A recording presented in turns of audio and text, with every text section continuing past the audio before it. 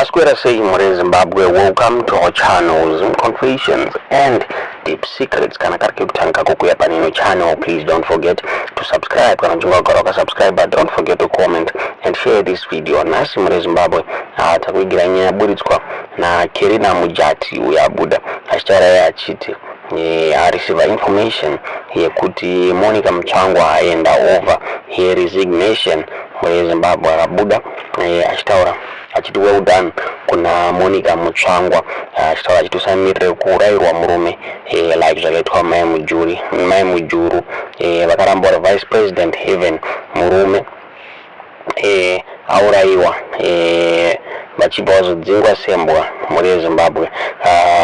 Ndiko zvabuda zvitaurwa na Kerina Mujati uyo akabuda zvakare ndofunga last week achitaura iye achiti Chris na Monica Mutsvangwa they are out of the country, achara achiti vari vakabuda muZimbabwe. Tisingazoti nyaya chokwadi kana kuti yaburitswa na Kerina Mujati uyo azati kuziya kuti ari kuiwana kupi information iyi asi aisati yakonfirmwa. Even Chris Mutsvangwa haana kubvira akomenta on this issue yaitaurwa achinzi akabuda muno muZimbabwe. So Kerina Mujati abuda achiposta pa Twitter yendo yake iyo message yamwakona iyo iri apo zvikanzi a very good afternoon Zimbabwe. It has come to my attention that Monica Mutsvangwa handed in her resignation letter yesterday. Well done Monica Mutsvangwa, usamirire kuurayirwa murume samai mujuru vakaramba vari vice president, even murume aurayiwa vachibva vazodzingwa sembwa naEmmerson Mnangagwa. If Chris Mutsvangwa is unwanted by ED, how can you be welcome as you would be a threat? I applaud you for taking that decision. Life goes on and be safe. Ndio Buddha zvitaurwa na Kerina Mujati uyu tisingaziye kuti aiwana kupi information. Hapana any news that dzabuda even Monica Mutsvangwa asati akomenta on this issue. Tisingaziye kuti nyaya chokwadi kana kuti asi ndo nyaya yaburitswa na this Kerina Mujati, an activist uyu anogara achibuda achipikisa vaMnangagwa muri Zimbabwe. Ndofunga mavapfu ya Kerina Mujati akabuda achitaura iye pamusoro penyaya ya Monica na Chris Mutsvangwa achiti they are out of the country, achiti vakabuda munyika, vakabuda muZimbabwe, achiti vakatiza. Achitaura iye achiti Chris Mutsvangwa ari kuDubai, then Monica Mutsvangwa akatizira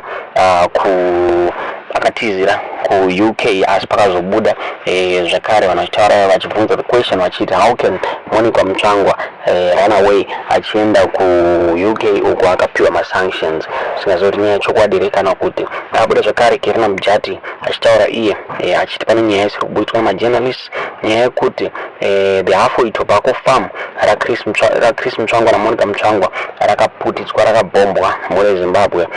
Abuda achiti why are Zimbabwean journalists not reporting that prior to Christopher Mutsvangwa and Emmerson Mnangagwa's infamous public fallout during the night on Christmas Eve, their halfway tobacco farm was burnt down while sleeping.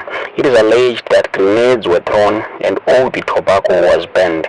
It is alleged tobacco, money and everything was burned down and they escaped by a whisker.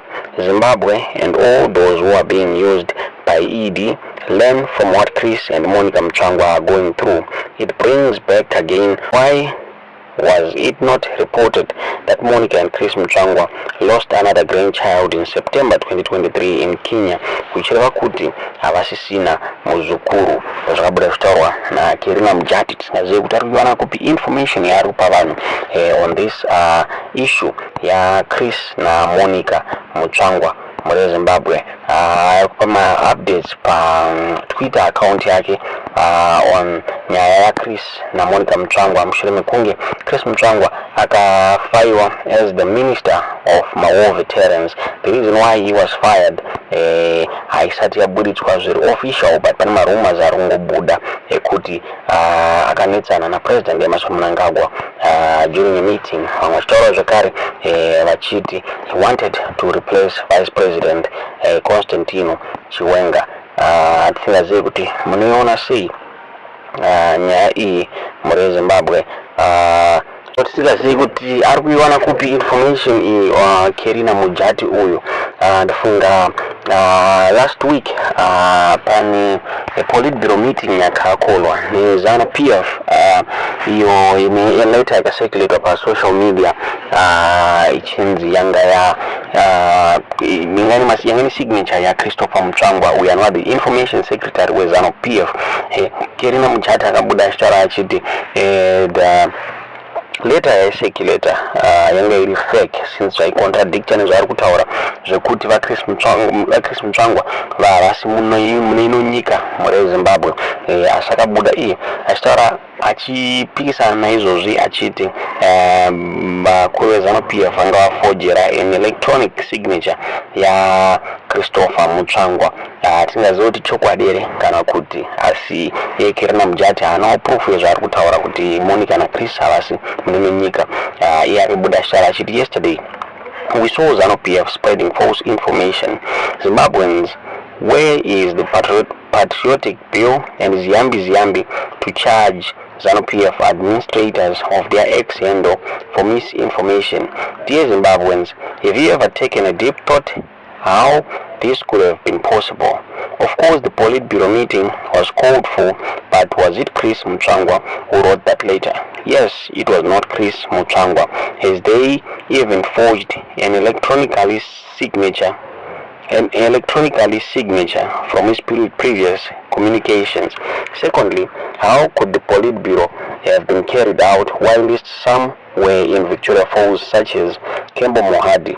As far as I know, how Chris Mutsvangwa can be stubborn in my face, Chris Mutsvangwa, after being said in such a humiliating manner, he would not even think of wearing anything regalia with an Emerson Dambudzo Mnangagwa's face. I have challenged ED and his government to produce publicly Chris Mutsvangwa and Monica Mutsvangwa in a video I shared on 29 February.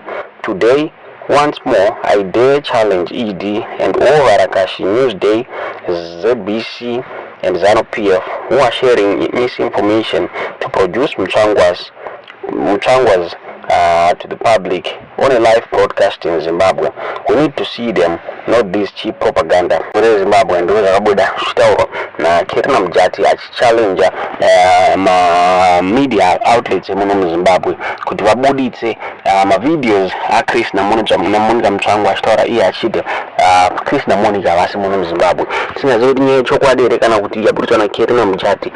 Tiudzei zvamunofunga pamusoro penyaya iyi mucomment section. Kuti is it true kuti Chris and Monica havasi muZimbabwe? Plus is it true kuti Monica Mutsvangwa aita hand over his resignation letter muri Zimbabwe? Tiudzei zvamunofunga pamusoro penyaya iyi mucomment section.